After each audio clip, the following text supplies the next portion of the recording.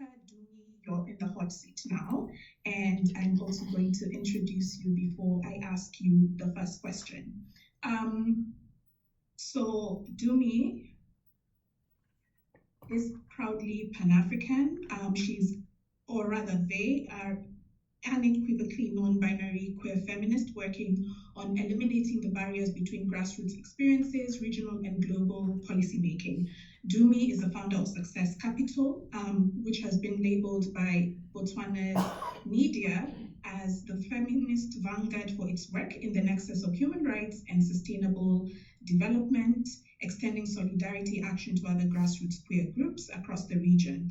Other work includes community health services in HIV, ending violence against women and girls, and broader sexual reproductive health rights advocacy, including advancing LGBTIQ issues at the African Commission on Human and People's Rights, the African Peer Review Mechanism, along with the UN in Geneva and New York. Dumi is a two-time master's graduate, a chartered global management accountant, and fellow of the Chartered Institute of Management Accountants. They also sit on the boards of Womankind Worldwide, the SRHR African Trust, the Civil Society Globe Reference Group of the UN Spotlight Initiative, and as vice chair of Imam Basadi, which is the oldest women's rights organization in Botswana, among others. Dumi is the first gender-diverse parliamentary candidate in Botswana's historic 2024 elections, a former pleasure fellow that presented before Botswana's Constitutional Review Commission and secured research permission from the Office of the President twice, and chaired a 3-day parliamentary dialogue on LGBTIQ, class, and sex work before the decriminalization of same-sex intimacy. Welcome to me. And over to my first question for you.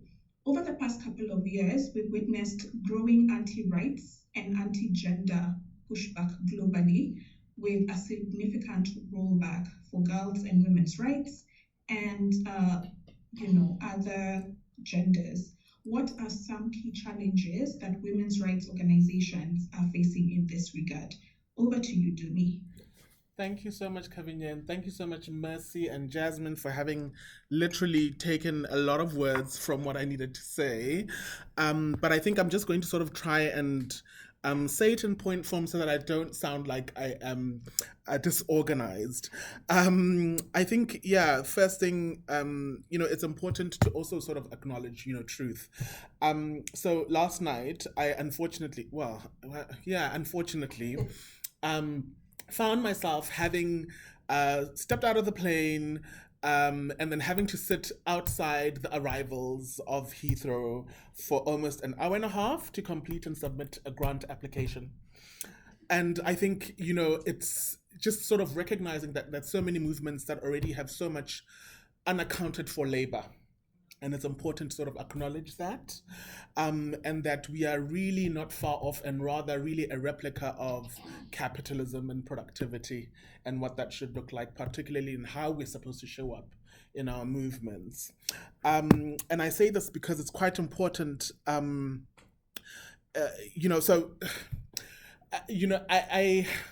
I find it was very challenging yesterday because, we're sitting before an informal meeting before the Committee on the Elimination of Discrimination Against Women. And, I was listening to all these statements from civil society coming from Afghanistan and Chad. And it was very, very difficult for me to literally try and establish differences in experiences in what was being said. Of course, others are a lot more aggravated. But just looking at the differences in those countries, Chad, Afghanistan, Botswana, and how there was such common, similar issues being experienced across movements. So it's regardless of, income, country status, it's regardless of jurisdiction, it's regardless of whatever progress has been made legislatively or even socially. And I must also be, quite clear, when I speak about grassroots, I'm talking about organizations that work with an average of less than £50,000, US dollars a year. And this is very important because, there was a call almost 2 years ago where someone who had just received 5 million US dollars from Mackenzie Scott introduced themselves as grassroots. And I think for me, that was actually very insulting because I felt like they needed to validate themselves and how they were showing up and engaging me. Um, and I was very bothered by that because for you to, one, be noticed by an offshoot of the Boston Consulting Group, for you to be noticed by a billionaire, and for you to be deserving of such funds means you can be able to take on that kind of money and you've got a global team. And so to then, position yourself in that way, I think it's very harmful. And that reminded me of how a funder had spoken about the feminist movement, or let me rather say women's rights movement, in West Africa, where they could identify three notable activists and how harmful they were to their movement. And I couldn't understand it. How you're an enabler and you're acknowledging how harmful practices are occurring that are literally compromising intergenerational engagement and, I guess, to some extent, healing and solidarity across, because it's Anglo-Francophone, and there's so many different colonial legacies that come just from that linguistic setup. And so it was very disturbing for me to sort of listen to this enabler, this convener, this individual who has so much power, who acknowledged the truth but basically couldn't do much because it has an impact on their movement building work, right? It's not so beautiful and palatable, and it doesn't present a great aesthetic of what movement building should look like. And so I think, it's really about acknowledging that truth. And I think, there was one other one that reminded me of how, some people in power, it was a UK-based private foundation, and the CEO had received an investment case, 20-page investment case, and he then asks the person who prepared it, what is shrinking civic space? And in my mind, I couldn't understand how in 2023, you have someone who's well educated, probably a master's degree or two, and is a human rights funder, and you're the CEO, and you have the audacity to ask such a question. And so I think fundamentally it's recognizing that in as much as there are people who, I guess, fit the bill in being progressive and enabling, the reality is that many of our spaces are occupied by individuals that might not necessarily be the most transformative, for lack of a better term. The political question is really important because when we're commemorating Trans Day of Visibility earlier this year, I was amazed to then find out that Brazil had over 200 trans and gender diverse political candidates. And for me, that is so amazing because what does that mean in terms of exercising agency and participating in broader conversations? And I think, you literally change the room when you walk in, whether it's at the African Commission, I'm not saying it's a positive change, but the reality is, how does less than 3% of a population change the discourse in sporting codes and move a whole state to literally recalibrate what they dictate in the social reproductive and articulating of what gender should be? How does less than 5% of a population globally dictate what a former empire determines through its judiciary? Because even if, the decriminalization in Mauritius had to go through the Privy Council in the UK. So I think it's really quite reflective of broader elements and how anti-rights movements are not just occupying political power, but they're also permeating across through foreign policy. And that's why multilateralism now is very transactional. And also with the marriage of the state. I'm sure everyone, saw the impact of Ukraine meeting Trump in the Oval Office and how just terrible that was for Zelensky. But more importantly, how the corporate sector basically became a dangling tool to negotiate in the extraction of natural resources, through Starlink. And so I think it's and at a time of war. So I think it's just really, we can't ignore not just the colonial legacy, but the structural impact in terms of the role of the corporate sector, right? And how in a lot of practices that we are still sort of continuing some of those harmful practices that aren't necessarily allowing us to thrive in the context of our work.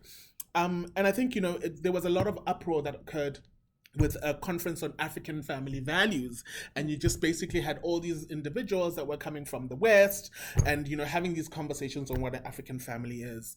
And I think it's important to sort of note that this was the third meeting, and that many grassroots activists were already raising alarm in the previous iterations. However, it's only when like a prominent journalist caught wind of it, and that's when it caught attention. And so I think it's very telling for me in how, still, in as much as we're talking about amplifying voices, the reality is that there's so many narratives that are falling through the cracks and that are not emerging up until, I guess, notable figures I identified.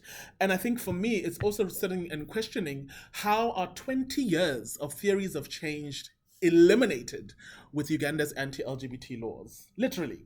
So so in the question around some of the tools that we're using, the impact, the questioning of M&E indicators, in the larger scale of things, where does that really count?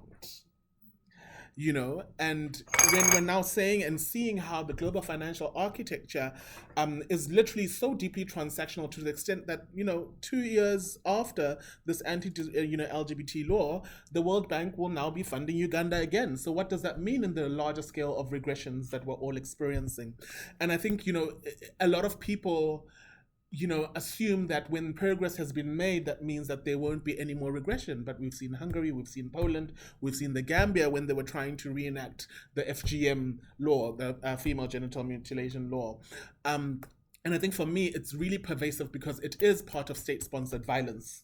When our own, president would speak about questioning why it's termed gender-based violence and not just violence. This is a Harvard human rights trained lawyer. It doesn't make sense. After 58 years of, one-party rule, you're having opposition that literally is assumed to be progressive, and then when in power, you're all of a sudden questioning something as simple as GBV. But also then praising presidents who came into power through coups. So I think for me, it's very, very questionable that the people who are educated, and I mean the UK's own Prime Minister is also a human rights lawyer, if I'm not mistaken. And so we're seeing these regressions even from people that we should be relying on and who should be allies. And I think it's very scary for me because you're finding, for example, the coup d'etat context, for example, in the Sahel, Mali, Niger, Burkina Faso, have now ended up criminalizing LGBTI individuals in jurisdictions that never criminalized post-independence. And so now it's recognizing that there is no escape, there is no specific classification that's needed for regression to occur. And I think it's very scary, the fact that at least in engaging with civil society networks, for example, in the UK, Bond, and in the Netherlands, Bartos, these past 2 weeks, it's very clear that more wealthy countries are doing a lot of thinking, are doing a lot of resetting, particularly even in countries that don't have a Trump, interestingly, using the US as an excuse to reset, re-strategize, and deny or double down on the enablement for women's rights and feminist movements, particularly more radical movements, as we've seen with the Freedoms of the World and others. And I think on the other end, in the majority world, because when we speak about the majority world, it's very important to mention the fact that, a lot of these communities that happen to be Black and brown people are literally the majority population in the world. And they don't have time to be thinking. And it's very, very important for us to just sort of recognize that this polycrisis isn't unique just because Trump 2.0 is in power. The reality is that many communities have already been operating under authoritarian regimes. And it's important to recognize that. And it's important to recognize that it's not just the moment in the need to decenter ourselves from the United States, but also that the policing of women's bodies is a generational issue, right? The global gag rule started with the Reagan presidency, not with Trump.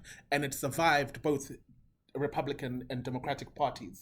So I think it's very, very important for us to recognize that. And just the last one around, violence, I think it's so pervasive because, the one example, and this is a trigger warning for sexual assault, was in the Democratic Republic of Congo, where 4,000 prisoners had escaped a prison and then decided to go to the neighboring women's prison and sexually assault the hundreds of women that were in that prison. And then not only just that, but also burn them alive. So in in being free, the first thing is to subjugate. It does not make sense in my mind. And I don't see any difference in this abhorrent and disgusting behavior as with many other governments, as we're seeing now in them wanting to, for example, remove and water down the AU Convention on Eliminating Violence Against Women and Girls. So I think for me, it's not only just that action is individualized, but we're understanding and we're recognizing the truth in how sexual violence is often not just an abuse of power, as the Constitutional Court Justice of South Africa, Justice Sisi Kampepe, had mentioned, but it's also a very pervasive systemic instrument of war, state abuse, and I think we need to sort of recognize that these are the truths that are not always acknowledged. And there's a need to really, I really don't know what it is, but to really ensure that some of these issues are not only acknowledged, but that they're affirmed, because in many, many women's rights movements, it's still always very isolated incidents. It's still always very reactive and not structural, systemic, and recognizing the role of the state, particularly in its responsibilities. Thank you, Kavinya. Thank you very much, Dumi, for those sobering thoughts and really for reminding us about the role of structural and state-sponsored violence, whether it's in terms of problematic laws, support of problematic leaders and their interests in various sectors, but also reminding us that our things are problematic. You know, when you talked about the Sahel, I mean, we're all about, Traore and the rest, but there's also contestations there that we need to really be honest about and deal with. But also ending on that really, I guess, chilling note as well, food for thought around how our bodies as girls, women, and gender expansive folks continue to be sites of subjugation and violence and really discrimination, but also that we need to acknowledge and affirm these issues in a very complex and multi-layered way, and really in ways that interrogate the structures and the systems that continue to enable these things to happen. Because if we do that, then we really have a chance at addressing them in a much better way, hopefully. So thank you very much for that, Dumi. And I guess to my last question to you, and you had already begun to speak to this, is in what way can our organizations and movements position themselves to address these issues? You'd already started, but if you have some additional thoughts around that, just to, I guess, wrap up your intervention. Back to you, Dumi. Thanks, Kavinya. I think for me, this question is very difficult, but I think being able to hold space and grace for it is very important. And I think for me, the first starting point is really around intergenerational healing. I met with migrants in Munich who were from Uganda, Tanzania, Malawi, Zimbabwe, and Zambia. And, the first question when I asked them if they're climate justice experts was that they're not. And so it was very chilling for me to see how migrants are often the brunt of many excuses around socioeconomic crises. But I think as a form of solidarity action was to sort of not only create that space for people to understand that they're experts as a result of their lived experiences and having navigated not just violent but socioeconomically complex environments, but also being able to hold space and recognize that their agency had been stripped away as a result of the social, legal, and I guess just the experience of going through migration. And we're not even talking about an expatriate migration, we're talking about refugee and asylum seekers.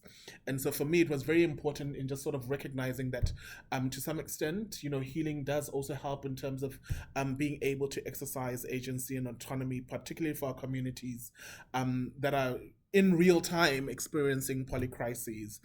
Another element around that is, the personal is really political. And so in as much as I can sit and talk about, the need to be a little bit more radical, some of the work, for example, my political campaign was literally funded by per diems. It wasn't even funded by like, oh goodness, have I got all the money and so forth. And this was coming from Solidarity Action, where a funder was very clear that solidarity can't be funded. It's not attractive. You can't sit and talk about it being a workshop. It's not a fellowship, And I think as she was sharing that, I was sitting and just reminded of how solidarity is expensive for so many communities. And so I think for me, it's just recognizing that, we do need to at least try in whatever manifestation, extend solidarity in whatever ways, whether that means redistribution, personal wealth, to whatever extent that you can. And I always find it so illuminating and beautiful in meeting activists in any jurisdiction that I'm in and being able to convene in a space with them and, literally feel very nourished, because when people are able to connect, when people are able to move across Luso-Anglophone context, you gain so many insights. For example, the decriminalization that occurred in Gabon was because the former dictator's wife had a trans cousin. The decriminalization in Lusophone African countries like Angola, Mozambique is through acts of parliament, whereas in Botswana it's through strategic litigation. But even to date, after the highest court in the land decriminalized, parliament hasn't removed the text from our laws. So it's not in effect, but they haven't been able to move the text from our laws. And obviously South Africa, being quite universal, is still systemically violent, where we had an assassination of an imam, where corrective rape is still a prevalent issue. And I think for me, it's really very telling that, even our sector doesn't allow for solidarity, because, every single time that I check on someone, 2-3 months later, I then meet someone else from that country and I'm told that that person took their own life. And so I think for me, the answer is really around healing, it's around solidarity, and I think to some extent it's around forgiveness. I think in many instances our sector is very unforgiving, especially if mistakes are made, because I know that also a lot of people don't want to learn publicly. It's embarrassing to learn publicly. But I think the reality is that if we're looking at the bottom of the hierarchy of funding mechanisms and value chains, not only are activists bearing the brunt of the risks, but they're also having to endure, unjust systems. So even with the, global funding cuts and the US removing, its resourcing or funding, the reality is that means a lot of interventions were never sustainable to begin with, because they were sustained by the US government. And so what does it mean when we're expecting our movements to be sustainable? And in reality, the conundrum of sustainability is really taxpayers' money, regardless of where you look at it, in what jurisdiction. So I think it's very important for us to just sort of think about some of these things, and that maybe that might be narrative work, and sort of ensuring that we're able to, not just be politicized, but to be a little bit more equitable and practice what we preach. Fantastic. And that's such a powerful note to end on, practicing what we preach in terms of the intergenerational healing that you've talked about, the solidarity. And I think a key question there, can solidarity be funded? And how do we do this? Forgiveness, and of course, the narrative work that we must continue to do in this moment. Thank you so very much, Dumi.